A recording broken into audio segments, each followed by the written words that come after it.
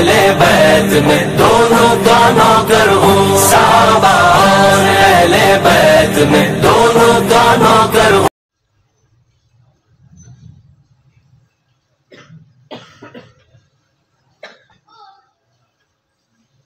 الحمد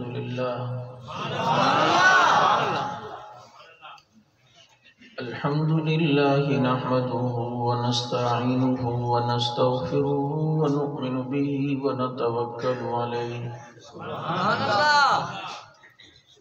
ونعوذ بالله من شرور أنفسنا ومن سيئات أعمالنا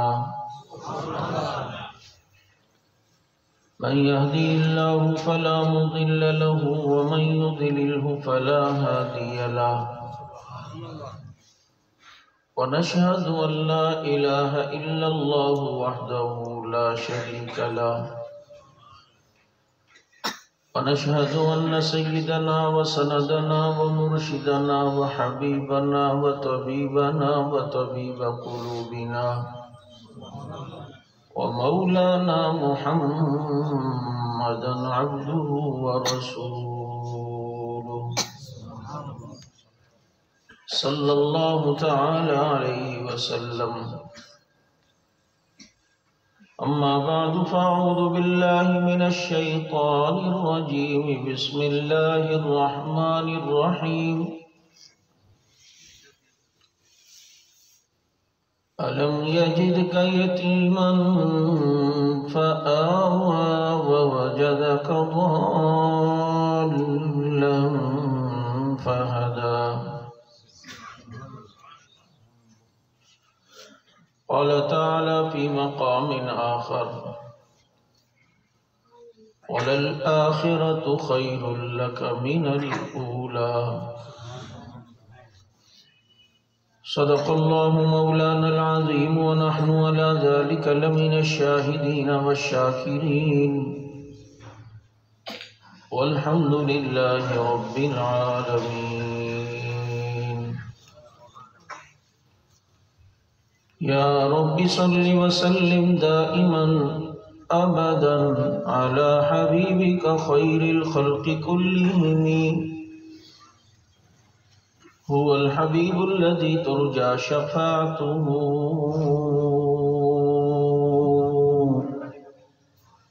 لكل هول من الأهوال مقتحم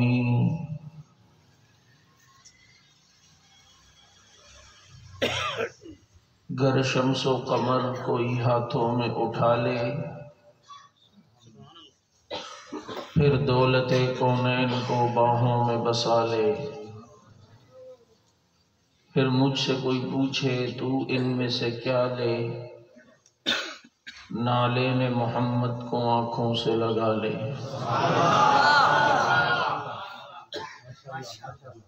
محمد مصطفیٰ افضل ہیں یوں سارے رسولوں میں جیسے ہوتا ہے گلاب افضل زمانے بھر کے پھولوں میں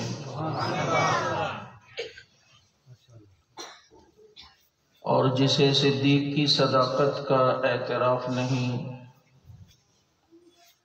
وہ لاکھ سجدے کرے یہ گناہ معاف نہیں دلوں میں بغض ابو بکر اور بدن پر حج کا لباس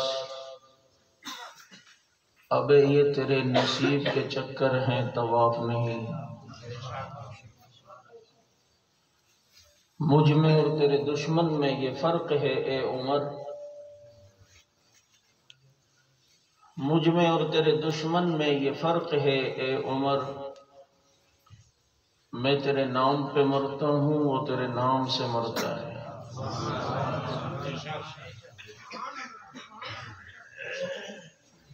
اور جسے پتہ ہی نہیں اپنے باپ کا وہ کیا بگاڑ لے گا عمر بن خطاب کا اپنی عزت و افزائی پر تارے بھی گئے جھوم اپنی عزت و افزائی پر تارے بھی گئے جھوم جب نبی نے فرمایا اصحابی کا نجوم اور یہ سچ ہے کہ خطرہ اغیار بہت ہے، پر کیا کریں صحابہ سے پیار بہت ہے۔ درود پاک۔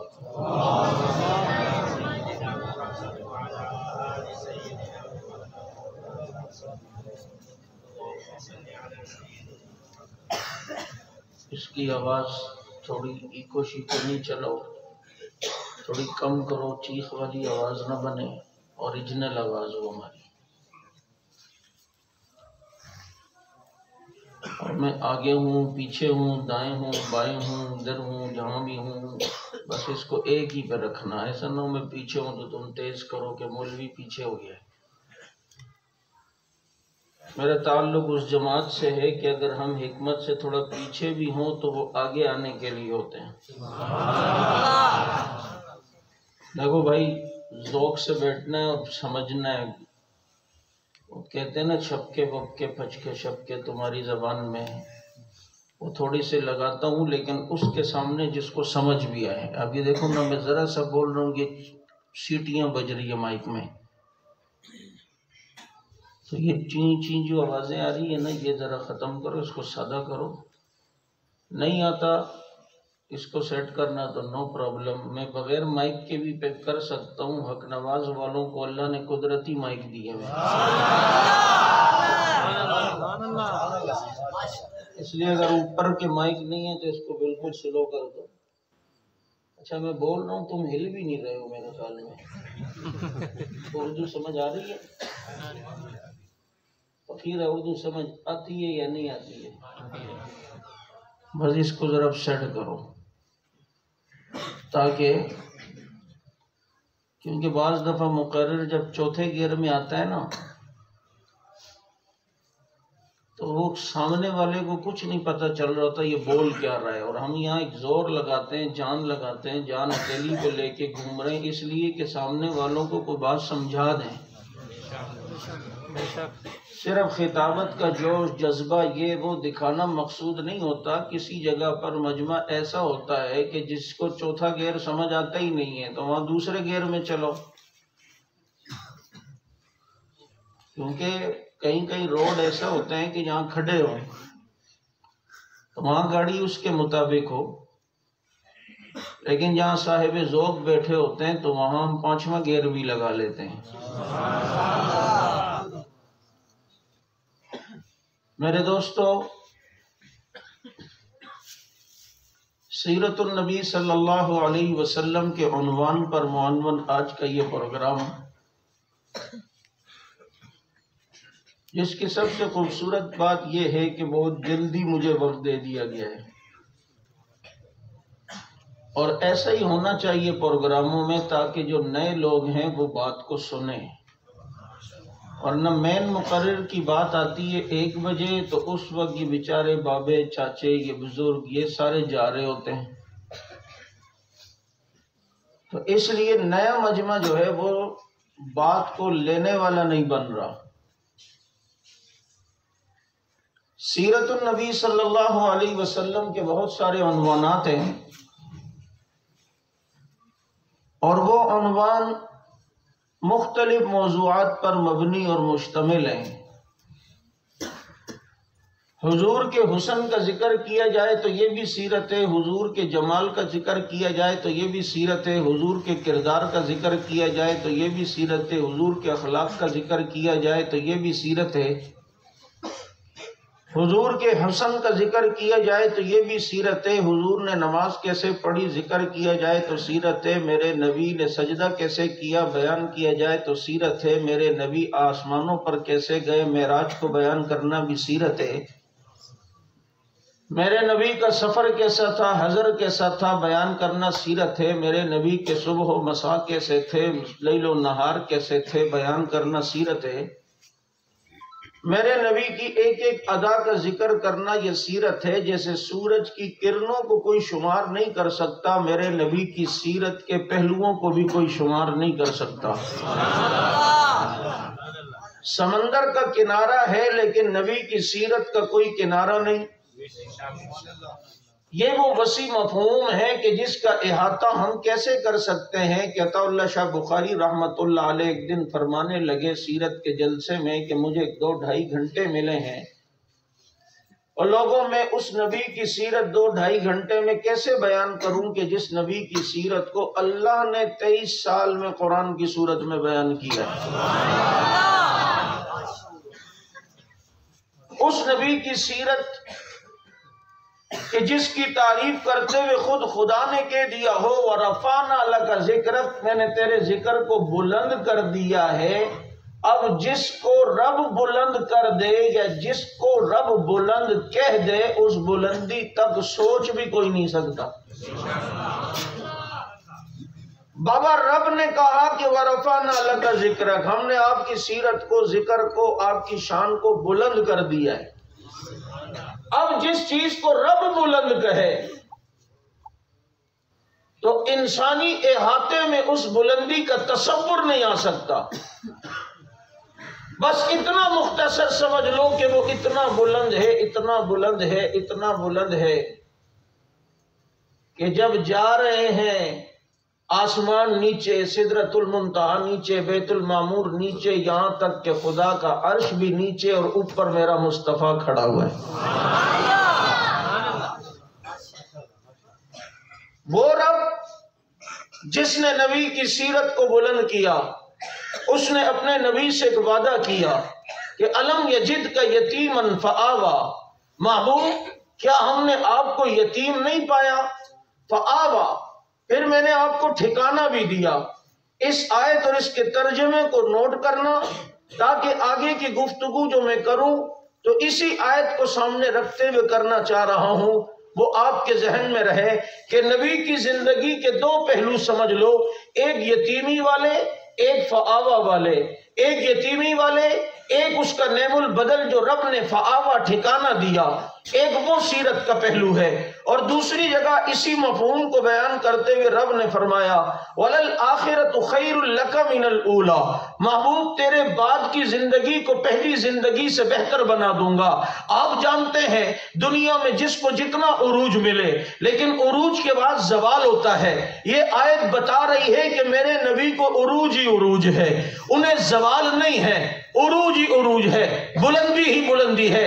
ہر لمحہ بعد والا لمحہ پہلے لمحے سے رب نے بہتر بنا دیا۔ یہ دنیا کی زندگی ہے، پھر قبر کی برزخی زندگی ہے، اس کو دنیا کی زندگی سے بہتر بنایا۔ پھر جناب آگے حشر کی زندگی ہے، جب رب لواء الحمد کا جھنڈا اور شفاعت کی کرسی نبی کو دیں گے، یہ برزخ کی زندگی سے بہتر زندگی ہے۔ پھر جناب حشر کی زندگی کے بعد نبی کی جنت کی زندگی ہے، وہ پھر اس حشر کی زندگی سے بہتر زندگی ہے۔ یعنی کہ رب نے کہا میں نے آپ کو بعد والی زندگی پہلی زندگی سے بہتر بنا دی، بعد والا عمل پہلے عمل سے بہتر بنا دیا۔ جبھی تو پہلے قبلہ بیت المقدس ہے، لیکن پھر بعد میں کہا فَوَلِّ وَجْهَكَ شَطْرَ الْمَسْجِدِ الْحَرَامِ، اسے مسجد حرام کی طرف چہرہ پھیرے۔ پہلے بیت المقدس ہے، وہ بھی عظیم ہے، لیکن بعد میں جو قبلہ دیا وہ اس سے زیادہ عظیم ہے۔ کیوں نہ دے رب کہ رب نے کہا وَلَلْآخِرَةُ خَيْرٌ لَكَ مِنَ الْأُولَى، پہلے زندگی مکی زندگی ہے جس میں تشدد ہوا، سختیاں برداشت کی گئی۔ پھر بعد میں مدینے کی زندگی تھی جس میں کفار پر چڑھائی کی۔ زندگی تو مکی بھی بڑی عظیم تھی، لیکن جو مدینے والی تھی وہ اس سے بہتر زندگی تھی۔ کیوں کہ رب نے کہا وَلَلْآخِرَةُ خَيْرٌ لَكَ مِنَ الْأُولَى، تیرے باپ کی زندگی کو بہتر بنا دوں گا، باپ کے عمل کو بہتر بنا دوں گا۔ مانتا ہوں بیوی تو خدیجہ بھی تھی، لیکن بعد میں جو عائشہ ملی، جبھی تو عطا اللہ شاہ بخاری سے کسی نے کہا خدیجہ اور عائشہ میں فرق کیا ہے؟ کہا خدیجہ اس وقت نبی کے نکاح میں آئی جب دنیا نبی کو محمد ابن عبداللہ کہتی تھی، اور عائشہ اس وقت نبی کے نکاح میں آئی جب دنیا نبی کو محمد الرسول اللہ کہتی تھی۔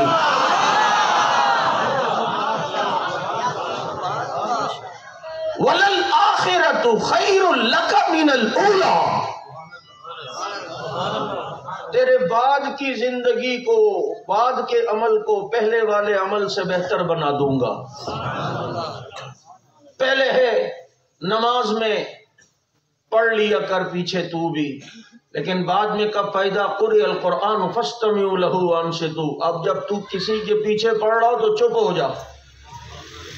پہلے ہے ارکعوا، بعد ارفعوا، اٹھا لیا کر، بعد میں ہے کہ نہیں اب بار بار نہیں اٹھانا، کیونکہ وَلَلْآخِرَةُ خَيْرٌ لَكَ مِنَ پہلے حکم یہ کوئی مارے تو اصبروا، صبر کر لو، صبر کر لو، استعینوا بالصبر والصلاۃ، صبر کر لو.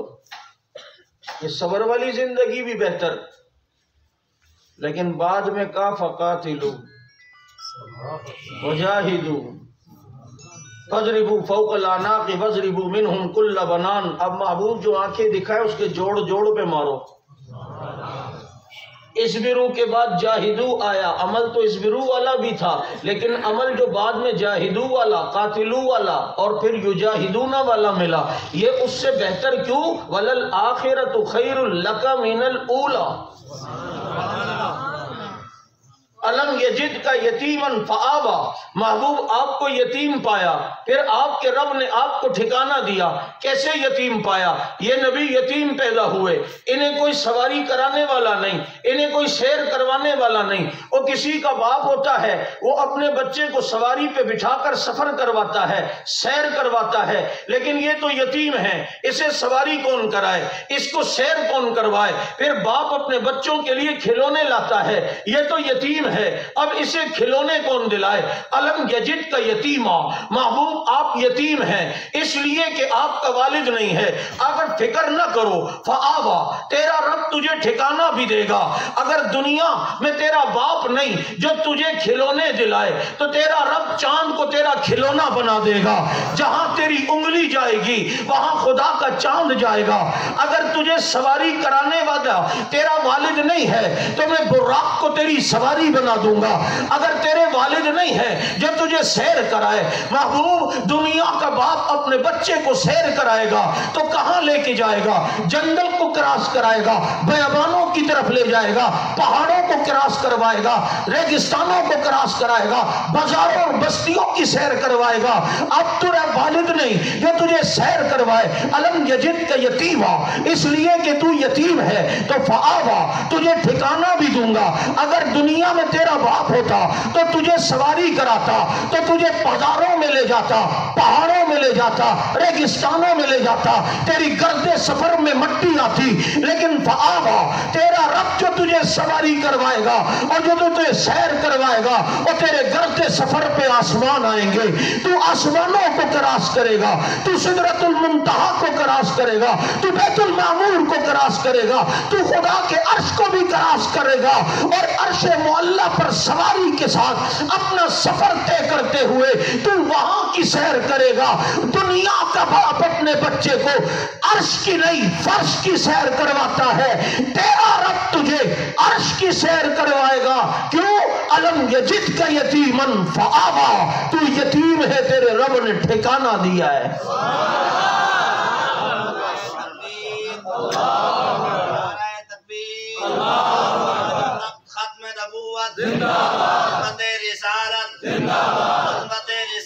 مکہ میں گئے،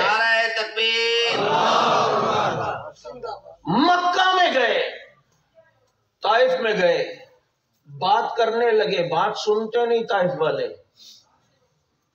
ایک کہتا ہے اللہ کو تیرے علاوہ کوئی نہیں ملتا تھا نبی، نعوذ باللہ. ایک کہتا ہے میں بات ہی نہیں سنتا ہوں. بات ہی نہیں سن رہے کیونکہ الم یجد کا یتیما، تو یتیم ہے. محبوب کی تیری بات نہیں سنتے کیونکہ الم یجد کا یتیما فآوا، تیرا رب تجھے ٹھکانہ بھی دے گا. اگر یہ تیری بات نہیں سنتے تو عرش پہ آ، التحیات للہ والصلوات والطیبات کہہ کے تو رب سے بات کر. السلام علیک ایھا النبی کہہ کے تیرا رب تجھ سے بات کرے گا. تو رب سے بات کر، تیرا رب تجھ سے بات کرے گا. الم یجد کا یتیمن فآوا، الم یجد کا یتیما، یتیم ہے. جبھی تو بیت اللہ میں گئے، چابی مانگی. عثمان بن طلحہ جو اس وقت تک مسلمان نہیں ہوئے تھے، عثمان بن طلحہ نے چابی نہیں دی، چابی ان کے پاس ہوتی تھی، نبی کو بیت اللہ میں جانے نہیں دیا۔ ابو جہل آتا اس کو جانے دیتا، عتبہ آتا جانے دیتا، شیبہ آتا جانے دیتا، ربیعہ آتا جانے دیتا، وہ بیت اللہ میں جا رہے ہیں اور نبی کو جانے نہیں دے رہا، کیونکہ علم یجد کا یتیمہ۔ تو اگلا جملہ بھی یاد ہے نا؟ کیا بات آپ کو سمجھ آ رہی ہے میں کیا لے کے چل رہا ہوں؟ بات جانے نہیں دیا، بیت اللہ کی چابی نبی کو نہیں دی۔ ابو جہل جا رہا ہے، عتبہ جا رہا ہے، شیبہ جا رہا ہے، مکے کا سردار جا رہا ہے، نبی کو منع کر دیا آپ نہیں جا سکتے، وہ واپس آ گئے۔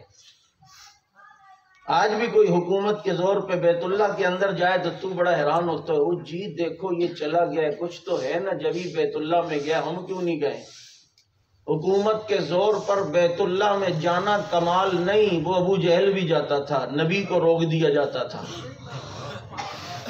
کام بھی بیت اللہ والے ہوں تو تب کام کا آدمی ہے نا، سمجھ نہیں آ رہی بات؟ یہ ہمارے سادے لوگ بڑے متاثر ہو جاتے ہیں، جی کعبے میں گیا ہے، کوئی تو بات ہے، کام کعبے والے ہیں یا نہیں؟ کیا ہوا مشرف 2 مرتبہ چلا گیا تو کام تو بیت اللہ والے نہیں تھے، وہ جا رہا ہے۔ اور ایبٹ آباد کا شہید جنہوں نے بیت اللہ میں تعمیر کی وہ نہیں جا پا رہا اسامہ، اب بتا قبول مشرف ہے یا اسامہ ہے؟ تو جانا کمال نہیں، کمال تب ہے کہ جب جا اور وہاں سے آ کر بیت اللہ کی ہدایت والا کام بھی کر۔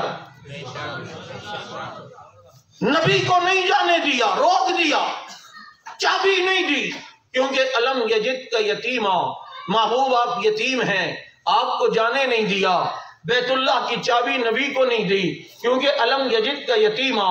پھر چشمے فلک نے وہ منظر دیکھا جب نبی مکہ فتح کرنے کے لیے آئے اور جب مکہ میں فاتح کی حیثیت سے داخل ہوئے، یہی عثمان بن طلحہ چابی لے کے بھاگا تو حضرت علی کو نبی نے فرمایا علی پکڑو، جا کے اس کے ہاتھ سے چابی چھین کر آؤ۔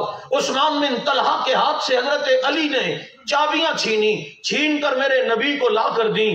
علم یجد کا یتیمن فآوا، آج یہ کل چابی نہیں دیتا تھا اور آج چابی میرے نبی کے ہاتھ میں ہے، کیونکہ علم یجد کا یتیمن فآوا، نبی نے وہ چابی اپنے قبضے میں لی۔ ادھر سے جبریل اتر آئے، قرآن آ گیا، ان اللہ یأمرکم ان تؤدوا الامانات الی اہلھا، اے نبی جو امانت کا اہل ہے اس کی امانت اسے واپس لوٹا دو۔ نبی نے عثمان بن طلحہ کو بلایا، چابیاں دے دی، اتنا متاثر ہوا کہ اسلام لے آئے، نبی کے صحابی بن گئے۔ نبی نے چابی دی اور فرمایا یہ چابی قیامت تک تیری اولاد میں چلے گی۔ آج بھی شیبی خاندان جو بیت اللہ میں چابیاں لے کے چلتا ہے یہ عثمان بن طلحہ کا خاندان ہے۔ ان اللہ یامرکم، توجہ کرنا، رب نے کہا حکم دیا، ان اللہ یامرکم، اللہ آپ کو حکم دے رہا ہے، یامرکم ان تؤدوا الامانات الی اہلھا، اے نبی جو امانت کا اہل ہے اس کی امانت اس کو دینا، نہ اہل کو کچھ نہ دینا، اہل جو ہوگا اسی کو وہ چیز دینا جس کا وہ اہل ہو۔ تو دیکھو چابی کا اہل حضرت عثمان بن طلحہ تھے تو چابی ان کے سپرد کر دی۔ ادھر خیبر کے علاقے میں نبی نے فرمایا میں جھنڈا ایسے شخص کو دوں گا کہ جو اللہ رسول سے محبت کرتا ہوگا، اللہ رسول اس سے محبت کرتا ہوگا۔ تو نبی نے وہ جھنڈا حضرت علی کے سپرد کیا، کیوں کہ بھائی جھنڈے کا اہل علی المرتضیٰ تھے تو جھنڈا علی کو دیا، کیونکہ جو اہل ہے اس اہل ہی کو نبی نے امانت دینی ہے، کیونکہ اللہ کا حکم ہے ان اللہ یأمرکم ان تؤدوا الامانات الی اہلھا، امانت کا جو اہل ہے اس کو امانت اہل والے کو دو۔ تو چابی کا اہل عثمان بن طلحہ ہے تو چابی عثمان بن طلحہ کو دی۔ علم اور جھنڈے کا اہل، علم اور پرچم کا اہل وہ علی المرتضیٰ ہے تو پرچم اسلام علی المرتضیٰ کو دیا، کیونکہ وہ جھنڈے کا اہل ہے، پرچم کا اہل ہے۔ چابی کا اہل عثمان بن طلحہ، چابی عثمان کو دے دی۔ پرچم کا اہل علی ہے تو پرچم علی کو دے دیا، تو مسلح کا اہل ابو بکر تھا، اسی لیے تو مسلح اپنا دنیا سے جاتے ہوئے ابو بکر کو دے گیا کہ مرو ابا بکر فلیصلی بالناس، ابو بکر سے کہو میرا مسلح سمجھا لے۔ اب دیکھ نبی نا اہل کو کچھ نہیں دیتا، دیتا ہے تو جو جس کا اہل ہو اس کو دیتا ہے۔ اب پرچم علی کو دیا، اہل تھا یا نہیں؟ چابی عثمان بن طلحہ کو دی، اہل تھا یا نہیں؟ ادھر دونوں میں تجھے اعتراض نہیں ہے تو جب اپنا مسلح صدیق کو دیا ہے، ادھر پیٹ میں مروڑ کیوں ہے، تکلیف کیوں ہے، پریشانی کیوں ہے؟ جو چابی کا اہل ہے اسے چابی ملی، جو جھنڈے کا اہل ہے اسے جھنڈا ملا، جو نبی کے مسلح کا اہل ہے اس صدیق کو نبی کا مسلح ملا۔ تاج و تخت ختم نبوت، عظمت رسالت، عظمت صحابہ، عظمت سیدنا صدیق اکبر، امامت سیدنا صدیق اکبر، نعرہ تکبیر۔ مسلح کا اہل کون؟ عمر بھی نہیں تھے اس وقت اہل، اسی لیے تو نبی نے فرمایا ابو بکر سے کہو نماز پڑھائیں۔ حضرت عائشہ سمجھی کہ میرے والد دل کے کمزور ہیں، نبی کا مسلح خالی دیکھ کے برداشت نہیں کریں گے، حضرت عمر سے کہا پڑھا لو۔ نبی نے پردہ اٹھا کے دیکھا، کہا نہ، ابو بکر کے علاوہ کوئی نہیں آئے گا، ابو بکر کے علاوہ کوئی نہیں آئے گا۔ اور جب نبی آئے نا، نماز شروع ہو چکی تھی تو خوشبو محسوس ہو گئی کہ مصطفیٰ آ گئے۔ پیچھے آنے لگے، نبی نے فرمایا اعلیٰ مکانک، اپنے مکان پہ رہو، اپنے مقام پہ، ہائے ہائے، اپنے مقام پہ رہو۔ حالانکہ مقام تو نبی کا تھا، ابو بکر کی شان سمجھ ذرا، حالانکہ مقام تو نبی کا تھا، مصلح تو نبی کا تھا، جگہ تو نبی کی تھی، منصب تو نبوت کا تھا، لیکن کہا اب میں جا رہا ہوں، اب یہ منصب تیرا ہوگا، اب یہ مکان تیرا ہوگا، اب یہ مقام تیرا ہوگا۔ یہ ضمیر جو ہوتی ہے نا عربی کی، اس سے بھی کتنے مسائل نکلتے ہیں۔ مخاطب کی ضمیر، مضارع کی ضمیر، ماضی کی ضمیر، حاضر کی ضمیر، غائب کی ضمیر، سمجھ آ رہی ہے؟ اسی لیے تو ہم کہتے ہیں فدق جو نبی نے دیا، فدق کا مسئلہ جو آیا تو بہت سے لوگ کہتے ہیں کہ نبی کی بیویوں کے جو گھر ہیں پھر وہ وراثت میں کیوں ملے؟ نبی کی بیویوں کو جب وراثت نہیں ہے نبی کی، تو ہم کہتے ہیں وہ نبی نے اپنی زندگی میں ان کو دے دیے تھے، اب وہ نبی کی بیویوں کے گھر تھے، نبی نے اپنی زندگی میں دیے، تو کہتے ہیں دلیل کیا ہے؟ میں نے کہا قرآن کیا کہہ رہا ہے؟ وَقَرْنَ فِي بُيُوتِكُنَّ، اے نبی کی بیویوں اپنے گھر میں رہو۔ تو اپنے گھر جو نبی کی بیویوں کے لیے ضمیر ذکر کی، دلیل اس بات کی ہے کہ وہ نبی کی بیویوں کا گھر تھا جو نبی نے دنیا ہی میں دے دیا۔ بات سمجھ آ رہی ہے یا نہیں؟ ابو بکر اپنے مقام پہ رہو، حالانکہ نماز شروع ہو چکی، لیکن الامر فوق الادب، پھر بھی پیچھے آ گئے تو نبی آگے آ گئے۔ نبی نے نئے سرے سے نماز شروع نہیں کی ہے، بلکہ جہاں ابو بکر نے چھوڑی ہے فَأَخَذَ رسول اللہ، حدیث میں آتا ہے نبی نے وہیں سے نماز شروع کی جہاں ابو بکر نے چھوڑی ہے، اور تھوڑی دیر اقتدا کروا کر اللہ نے مجھے اور آپ کو بتایا کہ جس کی نماز کی اقتدا میں نبی آ جائے تو امتی کیوں نہیں آئے؟ نماز ایک، امام دو، تھوڑی سی نماز میں ابو بکر امام، پھر اسی نماز میں نبی امام، اس سے زیادہ بھی اتحاد کہیں ہوگا جو نبی اور صدیق میں؟ سے بھی زیادہ کوئی بلا فصل ہوگا جن کی نمازیں یہ انداز ہے، ان اللہ یامرکم ان تؤدوا الامانات الی اہلھا، اے نبی امانت کا جو اہل ہے اس کی امانت اسے واپس لوٹا دو۔ چابیاں دے دیں، پہلے چابی دیتے نہیں تھے اور اب چابی نبی کے پاس آ گئی۔ کیوں؟ الم یجد کا یتیما فآویٰ، محبوب تو یتیم تھا، تیرے رب نے تجھے ٹھکانہ دیا۔ کیسا یتیم؟ مکے سے نکال دیے گئے، چلے گئے۔ اور میں کئی جگہ کہتا ہوں نبی کو مکے سے ہجرت کرنے پہ مجبور کیا یا نہیں؟ بولو، نبی کے گھر کو گھیرا یا نہیں؟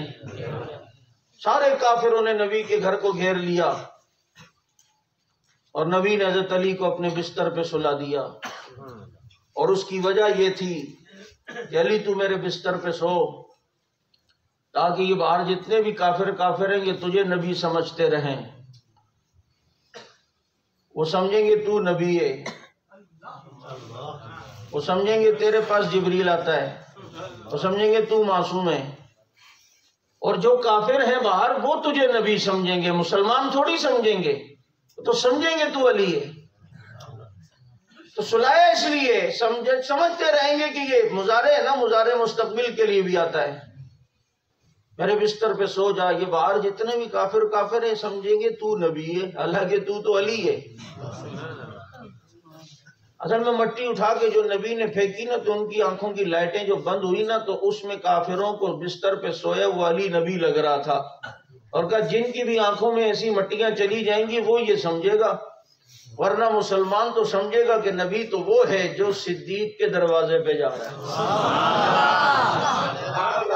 جو بولو، لیکن وہ باہر جتنے مکے کے کافر تھے، ادھر بھی کافر ادھر بھی، تو اس لیے کہہ رہا ہوں کافر جو تھے وہ سمجھ رہے تھے یہ نبی ہے۔ جبریل یہاں آتے، وہی یہاں آتی ہے، تذکرۃ الائمہ صفحہ نمبر 63، وہ سمجھتے ہیں کہ یہاں آ رہا ہے،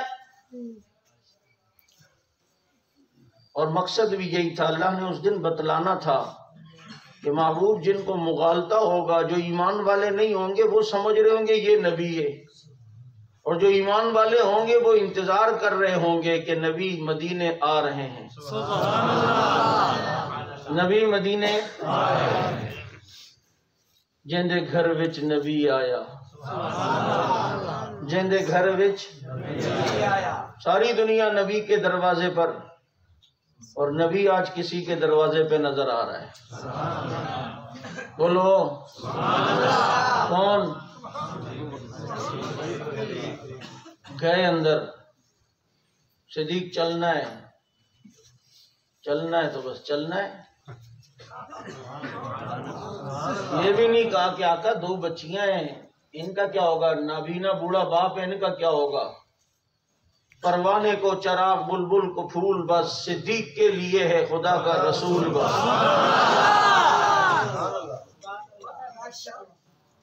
چلنا ہے تو چلنا ہے، اس میں کیا ہے، ساری دنیا آپ کے اوپر قربان۔ فرمایا ابو بکر سوچ لو، کٹھن راستہ ہے۔ ایک روایت میں نے پڑھا کہ ابو بکر صدیق نے فرمایا کہ مجھے 1000 سال مجھے عمر ملے اور اس میں مجھے ایک جھونکا بھی ٹھنڈی ہوا کا نہ ہے، آپ کی محبت میں ابو بکر پھر بھی آپ کے ساتھ ہے۔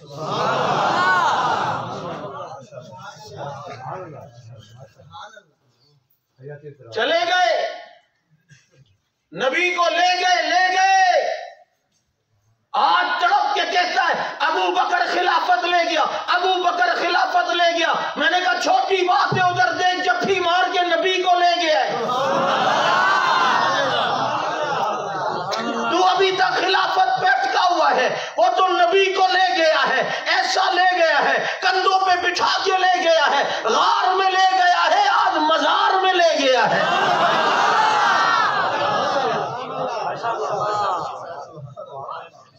تو وہاں پھنسا ہوا ہے، کہاں اٹکا ہوا ہے، کہاں سوچوں میں،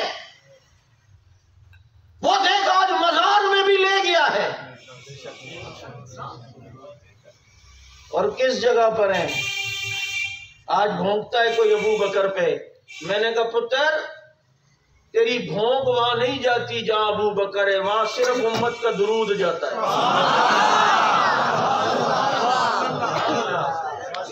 ہاں وہ جگہ ایسی وائس پروف ہے، اثرات پروف ہے، وہاں پر تیری بھونک نہیں جاتی، صرف امت کا درود جاتا ہے. تو کن خیالوں میں ہے؟ تو ان کی عظمت کو سمجھا ہی نہیں. امام باقر سے ہی پوچھ لیتا ان کی عظمت. جن سے کسی نے کہا امام باقر سے کہ ابو بکر و عمر کی شان تو بتائیں، اب بتا دوں یا آنکھوں سے دکھا دوں؟ اب باقیوں کی شان پوچھو گے دکھاؤں گا، ابو بکر و عمر کی پوچھو گے روزے پہ لے جا کے دکھاؤں گا. لے گئے ابو جہل، یہ سارے آئے علی کو نبی سمجھ کے. علی کو اندر آئے، دیکھا وہ تو چلے گئے. اب یارانہ دیکھ نبی اور صدیق کا، فوراً ایک زبان ہو کر سارے کہنے لگے ضرور ابو بکر کے گھر گیا ہوگا. کافر کو بھی ٹھکانہ پتہ ہے نبی کا کہ وہ ابو بکر کے ساتھ ہی ہوتا ہے، وہ ابو بکر کے ساتھ ہوتا ہے، جدا ہوتا ہی نہیں. جدا سیدھا وہاں گئے. آج تو کہتا ہے یار ٹھیک ہے میں صحابہ کے دفاع کا کام تو کروں، لیکن چھاپا پڑ جاتا ہے، گھر میں ذرا لیڈیز ہے، چادر چار دیواری کا تقدس پامال ہوتا ہے، یار ذرا یہ مسئلہ ہے، ذرا وہ مسئلہ ہے، یار ذرا گھر کے پردے کا مسئلہ ہوتا ہے. میں نے کہا صدیق نے اپنی گھر کی چادر چار دیواری کے تقدس کا خیال نہیں کیا ہے. اسے پتا تھا کہ اب ریٹ میرے گھر پہ پڑنی ہے، اگر نبی کو اپنے گھر پہ نہیں پائیں گے تو اب یہ میرے گھر پہ چھاپا ماریں گے. اسے پتا تھا میرے گھر میں نابینا بوڑھا باپ ہے، اسے پتا تھا میرے گھر میں دو بیٹیاں ہیں، ایک 6 سال کی عائشہ ہے اور ایک اسما ہے. چنانچہ انہیں پتا تھا. لیکن جو صدیق نبی کی محبت میں اپنی چادر چار دیواری کے تقدس کی پرواہ نہ کرے، آج اس صدیق کی عزت پر مسئلہ ہے. میں اور تو چادر چار دیواری کے تقدس کی بات کرے، کیا میرے گھر کی چادر چار دیواری کا تقدس کیا صدیق کے گھر کی چادر چار دیواری کے تقدس سے کیا زیادہ عظیم ہے؟ میری عزیز عزتیں، میری ہزاروں عزتیں صدیق کی جوتی پہ قربان ہے. جیسے نبی کی عزت کے لیے صدیق نے اپنے گھر کی پرواہ نہیں کی، میں صدیق کے دفاع کے لیے صدیق کی محبت میں اپنے گھر بار کی پرواہ نہیں کروں گا. اس کا سب کچھ نبی پر تھا، میرا سب کچھ صدیق پر ہے. تجھے پرواہ ہے چادر چار دیواری کی، وہاں دیکھ پتا تھا کہ گھر پہ ریٹ ضرور پڑے گی، نہیں پائیں گے نبی کو تو آئیں گے یہی کہ صدیق کے ساتھ ہی ہوگا. یارانہ ایسا ہے نا، کہیں اور گئے ہی نہیں، کسی اور کے گھر پہ ڈائریکٹ گئے ہی نہیں، گئے ہیں تو سیدھے صدیق کے گھر میں. اور حضرت اسما کو تو پتا تھا کہ کہاں ہے، بتا کے گئے ہیں کہ کھانا پہنچا دینا وہاں. صدیق تو صدیق کے گھرانے پر بھی نبی کو کتنا اعتماد ہے. یہ تو جو لوگ روپوش ہوتے ہیں نا ان سے پوچھو ذرا، یہ کتنی معاملات، اپنے خاص دوست کو بھی نہیں پتا ہوتا میں کہاں جا رہا ہوں، گھر والوں کو بھی آدمی نہیں کہتا میں کہاں جا رہا ہوں، کہ 2-4 تھپڑ لگے تو بتا نہ دے جی وہ فلاں جگہ انس کے گھر پہ بیٹھا ہوا ہے. لیکن نبی کو بیٹیوں پر بھی، صدیق کی بیٹیوں پر بھی کتنا اعتماد.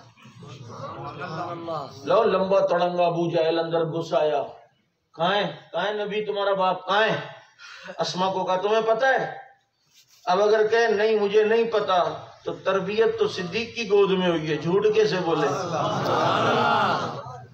اور اگر کہتی ہاں پتا ہے تو پتا ہے کہ پھر اس کے بعد تشدد بھی ہو سکتا ہے. لیکن بیٹی کچھ ایسی تربیت پا چکی تھی صدیق کی گود میں کہ ابو جہل کو ببانگے دہل کہنے لگی پتہ ہے کہاں ہے؟ خوش ہو گیا، پتہ ہے بتا کہاں ہے؟ کہا بتانے کے لیے تھوڑی بتایا، جان دے دوں گی، پتہ کافر کو نہیں بتاتی۔ سبحان اللہ۔ میرے والد اور نبی کا پتہ ملتا مسلمان کو، یہ کافر کو نہیں ملے گا۔ اس کو میں نہیں بتاؤں گی کہ کیا کہاں ہے، ایمان ہے تو بتاؤں گی کہاں ہے۔ آج دیکھنا ہو تو غار میں دیکھ لینا، کل دیکھنا ہو تو مزار میں دیکھ لینا۔ ابو جہل نے زور سے تھپڑ لگایا نا، کان کی بالی دور جا کے گری عورت ذات پہ۔ جب دوسرا تھپڑ لگانے لگے تو ابو سفیان نے ہاتھ روک لیا، وہ کو شرم کر، عورت ذات پہ ہاتھ اٹھاتا ہے، یہ کوئی غیرت ہے؟ غیرت دلائی، ہاتھ پیچھے کر دیا۔ میرے دوستو توجہ کرنا، صدیق کی بیٹی کا دفاع کیا ہے ابو سفیان نے، اللہ نے اس کا اجر کیا دیا ہے؟ اس چھاپا مارنے والوں میں کسی کو اللہ نے ہدایت نہیں دی، صدیق کی بیٹی کا دفاع کرنے والے ابو سفیان کو صرف ہدایت ہی نہیں ملی، نبی کے صحابی بھی بنے، اور جب نبی نے پکا فتح کیا، اعلان کیا جو ابو سفیان کے گھر میں داخل ہو محمد امن دیتا ہے۔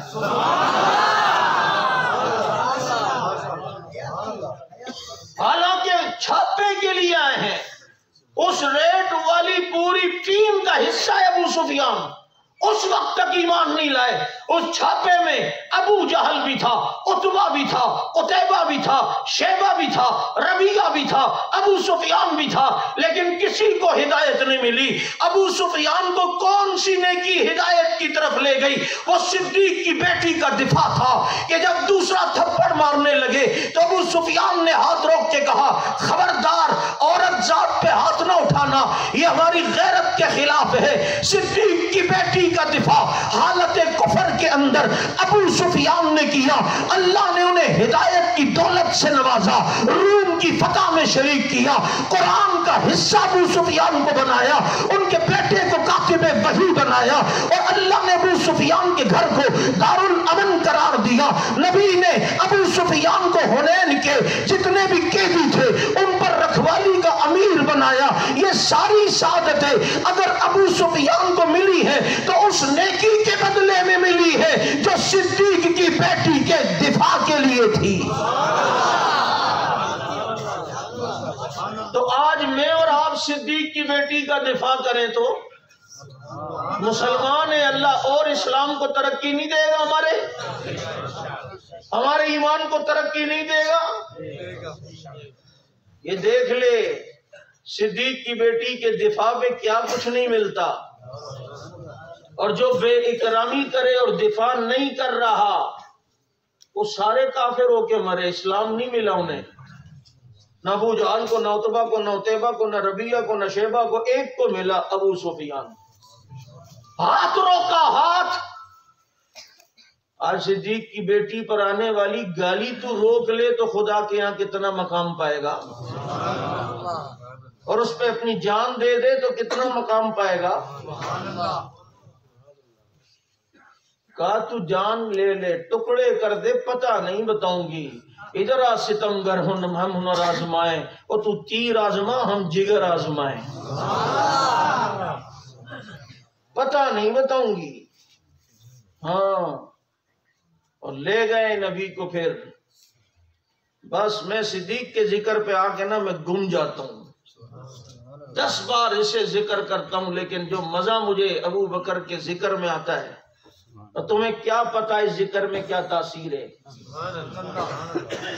ہم تو سمجھتے ہیں بس حضرت ذکر کروائیں، بس سر نیچے اور لمبی تسبیح، یہ حضرت ہے۔ سید احمد شاہ بخاری رحمت اللہ علیہ حضرت حسین احمد مدنی کے شاگرد ہیں، اور حضرت حیدری شہید کے استادوں میں سے بھی ہیں۔ حضرت مدنی کے پاس ہندوستان میں پڑھتے تھے۔ ایک دن کا حضرت مجھے بیعت کر لیں، فرمایا ایسا لگتا ہے پاکستان بن جائے گا اور میں یہاں ہوں گا تم وہاں، ایسے پیر سے بیعت ہو کہ کل تم مجھ سے ملو بھی تو صحیح، پیر سے تو ملنا اصل کمال ہے اور فیض ملتا ہے۔ حضرت مدنی نے یہ کہہ کر بیعت سے انکار کیا کہ کسی ایسے شخص سے بیعت ہونا کہ یہاں سے دارالعلوم دیوبند سے پڑھ کے تم اپنے علاقے میں جاؤ گے، لگتا ہے پاکستان بن جائے گا، میں نے یہاں ہونا ہے، تم نے وہاں ہونا ہے، تو ایسے سے بیعت ہو جو وہاں ہو۔ انہوں نے خواب میں ایک بزرگ کو دیکھا کہ جن کے جسم سے دودھ اور شہد کی نہریں نکل رہی ہیں۔ یہ سمجھ گئے کہ اس بزرگ سے بیعت ہونا ہے، لیکن سمجھ نہیں آتی تھی کہ یہ کون ہے۔ اپنے چند دوستوں سے کہا کہ میں نے اس شکل کے ایک بزرگ دیکھے اس حلیے کہ اگر تم بھی دیکھو تو مجھے بتاؤ۔ ایک دفعہ ان کے ایک دوست آئے اور کہا کہ یار ایک فلاں بستی میں ایک بزرگ آئے میں جو حلیہ تم نے بتایا شاید وہی ہوں۔ یہ جب دیکھنے گئے تو دیکھا تو پہچان لیا، ہاں انہی کو تو میں نے خواب میں دیکھا تھا، اور وہ غلام احمد سہواگ رحمت اللہ علیہ تھے، اور وہ ان سے بیعت ہو گئے۔ اب یہ بات میں اس لیے کر رہا ہوں کہ صدیق کے تذکرے کرنے کی اہمیت تمہیں بتا رہا ہوں کہ اس کی برکت کتنی ہے۔ سید احمد شاہ بخاری رحمت اللہ علیہ ان سے بیعت ہوئے، چونکہ مناظر بھی تھے، صحابہ دشمنوں کے خلاف تقریریں بھی کرتے تھے، صبح مدرسے میں تدریس بھی کرتے تھے، اور مناظر بھی ٹاپ کلاس کے تھے، اور جناب صحابہ کے دشمنوں کا رد بھی کیا کرتے تھے، اور اپنی تقریروں میں ابو بکر صدیق کی شان بہت زیادہ بیان کرتے تھے، یہاں تک کہ ان کی زندگی کا آخری جمعہ، آخری تقریر، آخری خطبہ جمعہ کا وہ مولانا منظور چنیوٹی رحمت اللہ علیہ کی مسجد میں حضرت صدیق اکبر کے موضوع پر انہوں نے اپنی زندگی کی آخری تقریر کی، اور اس کے بعد انتقال ہوا۔ تو اب ایک دن وہ اپنے شیخ کو کہنے لگے، حضرت جی میں جو ہوں وہ رات بھر بعض دفعہ پروگرام میں ہوتا ہوں، دیر ہوتی ہے، تدریس کرنی ہوتی ہے، مطالعہ کرنا ہوتا ہے، آپ نے جو ذکر کے وظائف دیے ہیں وہ مجھ سے کبھی رہ جاتے ہیں، مجھے بڑا دکھ ہوتا ہے، بڑی پریشانی ہوتی ہے، مطالعہ بھی کرنا ہوتا ہے، کبھی رات کو پروگرام میں بھی دیر ہو جاتی ہے، صبح کو میں نے تدریس بھی کرنی ہوتی ہے۔ سید احمد شاہ بخاری کے شیخ غلام احمد سہواگ رحمت اللہ علیہ نے پتہ ہے ان سے کیا فرمایا؟ ان سے کہا بخاری صاحب اپنی تقریر میں تھوڑی دیر شان صدیق اکبر کو بیان کر لیا کرو، جتنے وظائف چھوٹے ہوئے ہوں گے اللہ سب کی کمی کو پورا کر دے گا۔ اور کہا میں نے ذکر وظائف دیے اس لیے کہ روحانیت پیدا ہو، اس کی باتیں کرنے سے روحانیت نہیں آئے گی جو آج بھی براہ راست روحانیت نبی سے لے رہا ہے، جس کو آج بھی فیض براہ راست نبی سے مل رہا ہے۔ اور ایک دن ان کے شیخ سید احمد بخاری رحمہ اللہ کے بارے میں پتہ کیا کہنے لگے؟ عموماً جو باطل کا رد کر رہے ہوتے ہیں ہم کہتے ہیں یہ فارغ مولوی ہے، اب یہ تو اس کے پیچھے لگا ہوتا ہے، اس کے پیچھے لگا ہوتا ہے، اس کے پیچھے، اور ہم بزرگ اسی کو سمجھتے ہیں جس کا لمبا سا رومال ہو، لمبی سی تسبیح اور حضرت بس اوپر ہی نہ دیکھیں۔ ٹھیک ہے وہ بھی ہیں، لیکن جو کفر کے مقابلے میں کھڑا ہے اگر یہ بزرگی نہیں تو پھر کیا بزرگی ہے؟ حضرت عمر کتنے بڑے بزرگ تھے، آج میں یوں چھلانگ بھاگتا ہوا جاؤں اور یوں ادھر سے چھلانگ لگا کے ادھر جاؤں، آپ کو یار مولوی صاحب کو دیکھو کیسا غیر سنجیدہ باتیں، اور حضرت عمر اپنے کان کو یہاں سے پکڑ کے الٹی کلا بازی کھاتے تھے۔ تو سید احمد بخاری رحمہ اللہ کے بارے میں غلام احمد سہواگ نے ایک دن اپنے مجمع میں کہا لوگوں تم اسے سمجھتے ہو ایسے ہی فارغ ہے، ادھر کبھی اس کے پیچھے لگا ہوتا ہے کبھی فلاں کے پیچھے، اس نے 200 سے زیادہ مرتبہ خواب میں نبی کی زیارت کی ہے۔ صدیق کے ذکر میں اتنی برکت ہے، اتنی برکت ہے، اللہ نے صحابہ کو جو عزت اور شان دی نا، یہ لاڈلے، آپ اس سے اندازہ کریں کہ اللہ ان کے دل کی لاج کیسی رکھتا ہے۔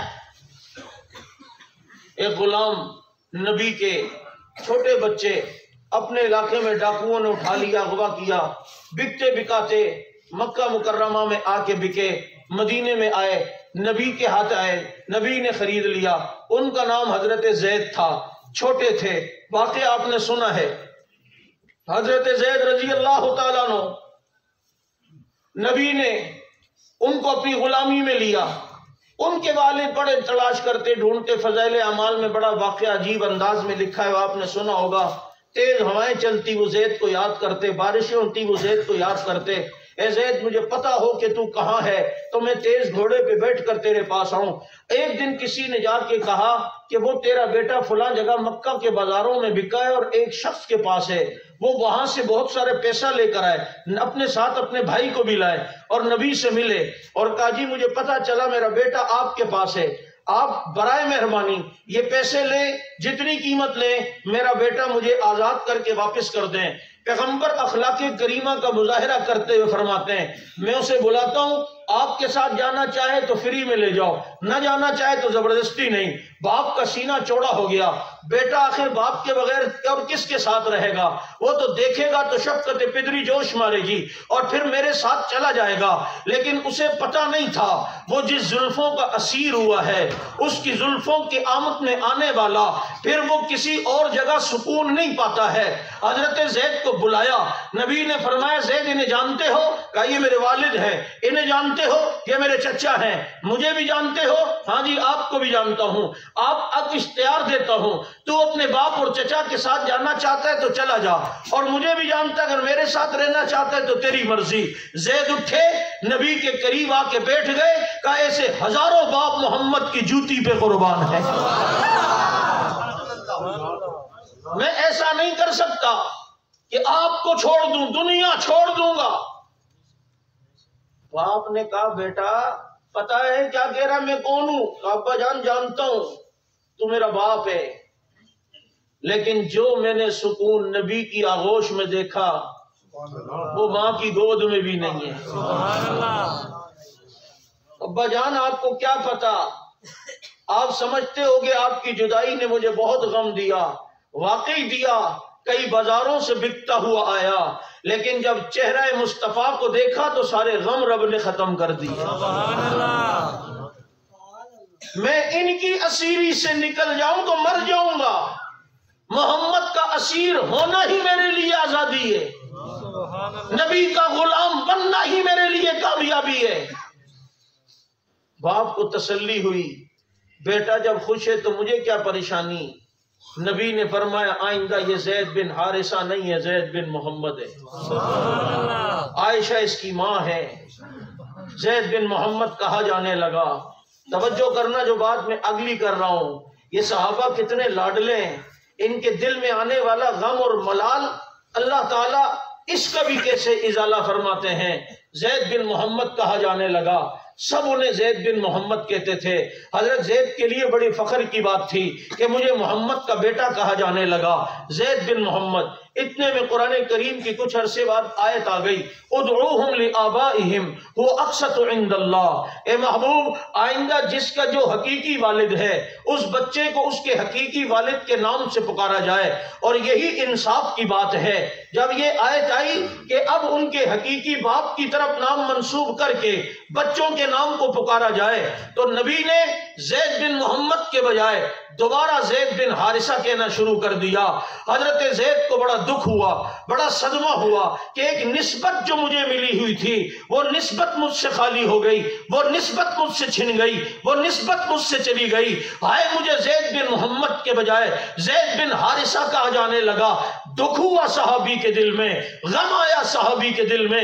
اب رب نے اس کا مداوع کیسے کیا کہ پورا قرآن آپ اٹھائیں، کسی صحابی کا نام قرآن میں نہیں ہے، قرآن میں اگر نام ہے تو صرف حضرت زید کا ہے۔ فلما قضا زید منہا بطرا، اللہ نے یہ نام اس لیے ذکر کیا کہ اگر ایک طرف زید بن محمد کی نسبت اگر تجھ سے لے لی گئی ہے تو دوسری جگہ قیامت تک اللہ نے تجھے یہ اعزاز دے دیا ہے کہ قیامت کی صبح تک اگر قرآن میں کسی کا نام ہوگا تو محمد پہ اپنے باپ کو قربان کرنے والے زید کا نام ہوگا۔ اس غم کا مداوع یوں کیا، خوش ہو گئے حضرت زید کہ قرآن میں اللہ کی کتاب میں میرا نام آ گیا، اللہ کی کتاب میں میرا، یہ تو صحابی کی لاج رکھی، اب آئیے صحابیہ کی لاج کیسے رکھتا ہے رب۔ حضرت زینب قریش خاندان کی عورت، نبی نے حضرت زید سے ان کا نکاح کرایا، اور وہ اعلیٰ نسب کی عورت اور حضرت زید پر غلامی کا ایک نام تو ہے نا، چاہتی نہیں تھی لیکن کر لیا نکاح، آخر رنجشیں ہوئی اور برداشت نہیں ہوا اور طلاق ہو گئی۔ اب طلاق ہو گئی، لیکن زینب کو لوگ کہتے تو تھے نا کہ یہ غلام کی بیوی رہی ہے، دل میں تو بوجھ ہے نا صحابیہ کے، اللہ مداوا کیسا کرتا ہے، صحابہ کے دل پہ بوجھ بھی اللہ نہیں آنے دیتا۔ سبحان اللہ۔ زینب کو کوئی تانا نہ دے کہ یہ غلام کی بیوی رہی، اللہ نے اس کا مداوا ایسے کیا کہ اللہ نے کہا زوجنا، کہا محبوب میں نے آسمانوں پر زینب سے تیرا نکاح کروا دیا۔ سبحان اللہ۔ اب وہ زوجہ زید نہیں کہلاتی، اب وہ زوجہ محمد الرسول اللہ کہلانے لگی سبحان اللہ۔ اور ام المومنین کہلانے جانے لگی۔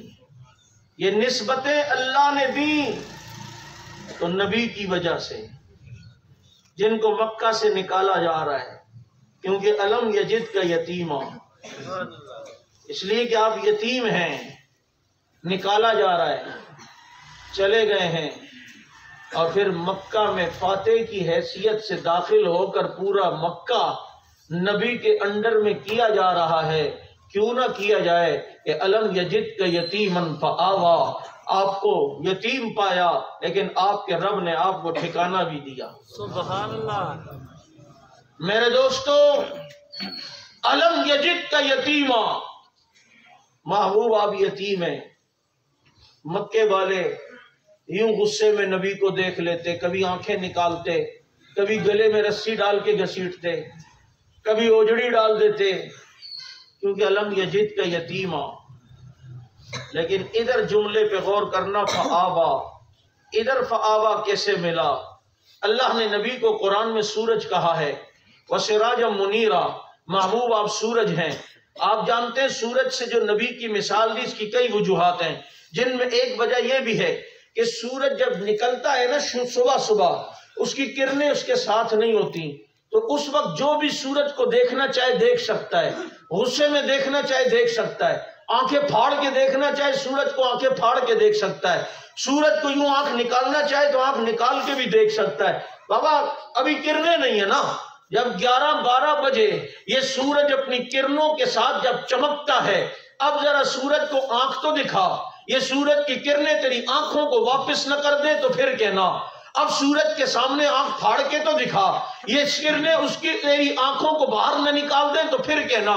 پہلے تو سورج نکل رہا تھا، کرنیں نہیں تھیں، اب جناب آب و تاب کے ساتھ نکلا، اب کرنوں کے ساتھ آیا، اب کوئی آنکھیں دکھائے تو یہ سورج کی کرنیں، اس کی آنکھیں نہ نکالیں تو پھر کہنا۔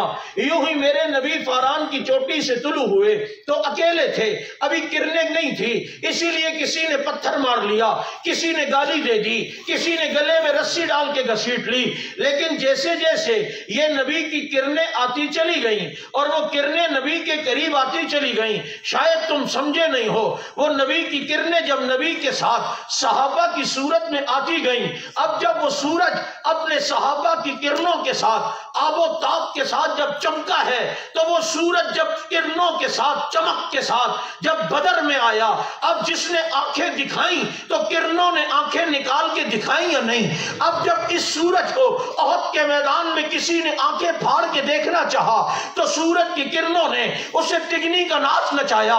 اب اگر روم کا بادشاہ بھی تبوک کے علاقے میں کھڑے ہو کر نبی کو دھمکی دے، آنکھیں نکال دے، نبی کی کرنیں جب اس تبوک کے میدان میں اس سورج کے ساتھ پہنچے تو روم کے بادشاہ کو بھی ہمت نہ ہو، کیونکہ کرنیں ساتھ ہیں، صحابہ ساتھ ہیں۔ پہلے کیوں ایسا ہوا؟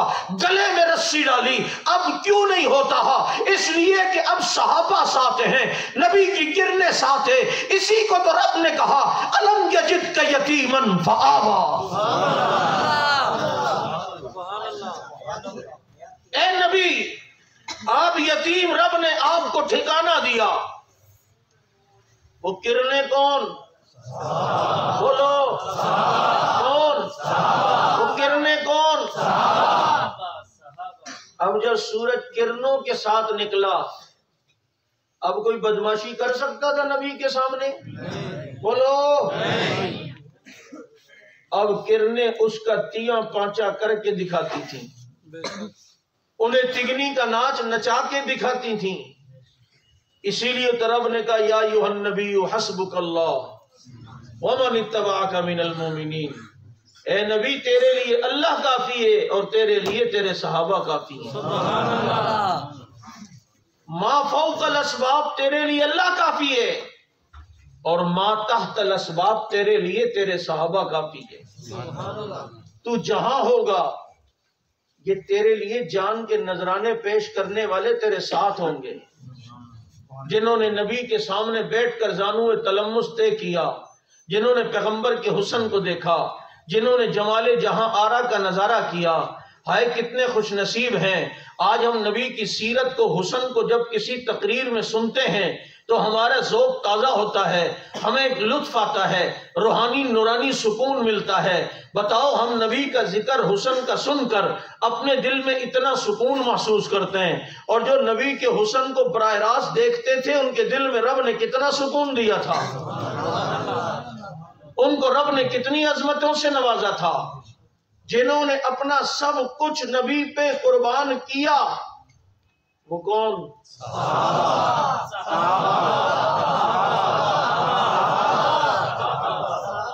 سمجھو نبی کی ساری محنت کا نچوڑ کون؟ کون؟ نبی کو ہم پیغمبر انقلاب کہتے ہیں. میرے نبی کا انقلاب کیا تھا؟ اونچی سڑکیں بنائی تھی، بہترین روڈ بنائے تھے. یہی تو انقلاب تھا کہ ابو بکر کو صدیق بنا دیا،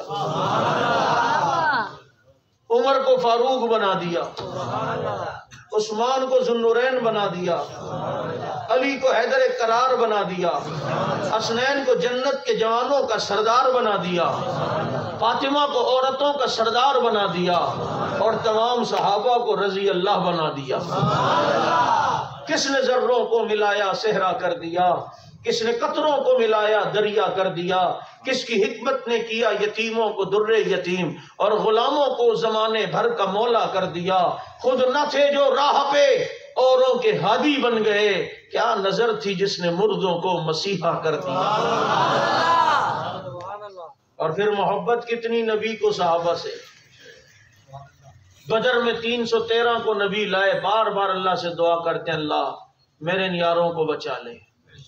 اللہم ان تہلک ہذہ العصابہ، اللہ اگر میرے یہ صحابہ نہ رہے تیرا نام لینے والا کوئی نہیں ہوگا. یہ بدر میں نبی کے الفاظ ہیں. ہمارا خطیب، ہمارے جماعت کے عالم جب یہ بات کرتے ہیں نا صحابہ ہے تو ایمان ہے، صحابہ ہے تو قرآن ہے، صحابہ ہے تو دین ہے، صحابہ ہے تو اسلام ہے، صحابہ نہیں تو کچھ نہیں، یہ خطیبانہ جملے نہیں ہیں. یہ بدر میں نبی کے جملے. اللہ اگر صحابہ نہ رہے تیرا نام لینے والا نہیں رہے گا کوئی. اور آج ہم صحابہ کو بیچ سے ہٹا کر وحدت امت کریں کہ امت ایک ہو جائے اور بیچ میں صحابہ کو شامل نہ کریں تو مجھے بتاؤ دین باقی رہے گا؟ اسلام باقی رہے گا؟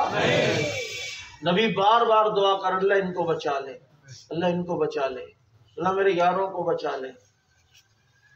ادھر اتنی فکر صحابہ کی. اور حدیبیہ کے موقع پر جب پتہ چلا افواہ پھیلی حضرت عثمان شہید ہو گئے تو 1400 صحابہ کو بیعت لیتے ہیں، آؤ اس وقت تک نہیں جائیں گے جب تک عثمان کا بدلہ نہ لیں. ایک عثمان کے لیے نبی جان دینے کے لیے تیار ہیں. آج ہمیں لوگ کہتے ہیں اتنے بڑے بڑے علماء شہید کروا دیے یار تم نے. یہ محبت میں نہیں کہہ رہے ہوتے، کسی اور مقصد کے لیے کہہ رہے ہوتے ہیں. ویسے کو کہا کرو کہ ایک عثمان کے لیے نبی اپنی جان دینے کے لیے بھی تیار، صحابہ کی جان دینے کے لیے بھی تیار. جب ایک عثمان کے لیے صحابہ بھی جان دینے کے لیے تیار، نبی بھی جان دینے کے لیے تیار، تو مجھے بتاؤ 1,24,000 صحابہ کے لیے حق نواز قربان ہو گیا تو کون سی بڑی بات ہو گئی؟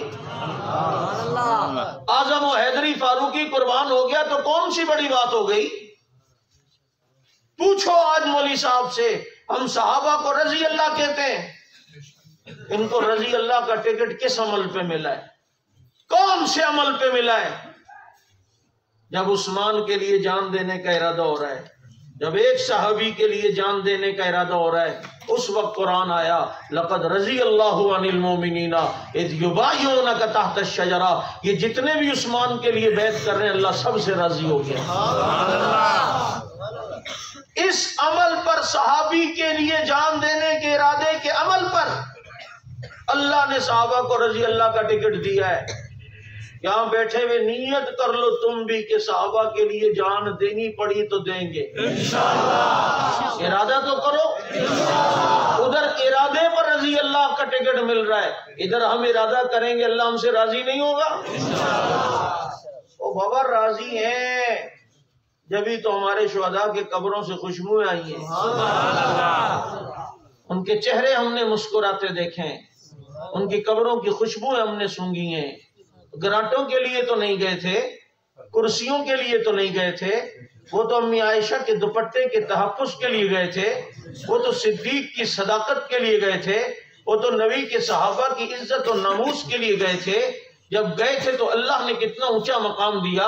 ہمارے کراچی میں جب شہادتیں بہت زیادہ ہو رہی تھیں اس وقت کسی نے خواب دیکھا یہاں جو صحابہ کی عظمت کے لیے شہید ہو کے قبر میں جاتا ہے اللہ تعالیٰ ان کی میتوں کو جنت البقیع میں صحابہ کے قبرستان میں ڈال دیتا ہے۔ مجھے کسی نے خواب بتایا کہ کیا تعبیر ہے، میں نے کہا تعبیر تو بالکل واضح حدیث میں ہے، المرء مع من احبا، جو جس سے محبت کرتا ہے اللہ اس کا حشر اس کے ساتھ کرتے ہیں۔ تو دیکھ لو اگر یوں ہے تیرا فیکس نظام آج ایک تحریر جب فیکس مشین میں ڈالتا ہے تو وہی تحریر ایز اٹ از بالکل لندن سے نکلتی ہے، برطانیہ سے، امریکہ سے۔ جب تیرا فیکس نظام یہاں سے ایک تحریر ڈال کے وہاں سے نکال سکتا ہے، اللہ کا غیبی فیکس نظام حرکت میں کیوں نہیں آ سکتا کہ دفن تو پاکستان میں کیا جائے اور اللہ اندر اندر سے اسے جنت البقیع میں منتقل کر دے۔ کیونکہ المرء مع من احبا، جو جس سے محبت کرتا ہے اسی کے ساتھ ہوگا۔ ہوگا یا نہیں ہوگا؟ اس لیے میرے دوستو آؤ ان کی عزت و ناموس کے لیے پہرا دو، میدان عمل میں نکلو اور یقین کرو اس کام میں اللہ نے خاص مزہ اور لذت رکھی ہے۔ اللہ وہ لذتیں ہمیں نصیب فرمائے۔ کون کون نیت کرتا ہے عظمت صحابہ کے لیے انشاءاللہ کام کریں گے؟ نبی کی ختم نبوت ہو، صحابہ کی عزت و ناموس کا تحفظ ہو۔ اور اگر کوئی نوٹ کرنے والا ہے اس کو بھی بزبان حق نواز کہتا ہوں ہمارا راستہ نہ روکو۔ آج ہمارا راستہ روکتے ہو سکتا ہے پل صراط پر صدیق تمہارا راستہ روک لے۔ حق نواز کہتا تھا عائشہ تیری بھی ماں ہے، عائشہ میری بھی ماں ہے۔ میں اس ماں کے دوپٹے کے تحفظ کے لیے میدان میں نکلا ہوں۔ راستے میں رکاوٹ پیدا نہ کر، قیامت میں جنت میں صدیق تیرے رکاوٹ میں نہ آ جائے۔ تم کیا سمجھتے ہو صحابہ کے غلاموں کو؟ کیا کچھ نہیں کیا، آج بھی الحمدللہ یہ تر و تازہ کھڑے ہوئے اور عظمت اصحاب رسول کے گن گا رہے ہیں۔ آئے میدان عمل میں اور اس انداز میں بزبان حق نواز یہ کہتے ہوئے آئیں کہ فنا فی اللہ کی تہ میں بقا کا راز مضمر ہے، جسے مرنا نہیں آتا اسے جینا نہیں آتا، وما علینا الا البلاغ۔ سبحانک اللہم و بحمدک، نشہد ان لا الہ الا اللہ، نستغفرک و نتوب الیک۔